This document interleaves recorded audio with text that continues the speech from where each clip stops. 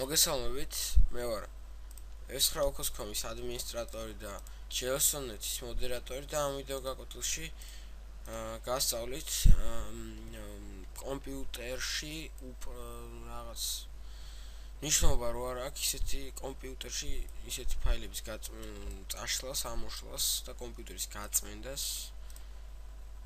რომ ფაილებსაც ნიშნობა საერთოდ არ აქვს და აზიანებს კომპიუტერს, ანილებს და ასევე შეიძლება დიდი პრობლემად შეუქმნას კომპიუტერს. მოკლედ შევდივართ მაი კომპიუტერში და ხსნით ჯერჯერობით C disks. შემდეგ ვაჭერთ disk cleanups. ცოტა ხანი დავალოდებით. შემდეგ ამოვიდებს ესეთ რაღაცას. აქ უნდა მოვნიშნოთ თუ ყველანაირი ფაილი გვინდა წავშალოთ თუ ზოგი არა ზოგი კი. ალბათ უნდა ისეთი მივიცოთ ყველანაირ ფაილს და ერთ ფაილს.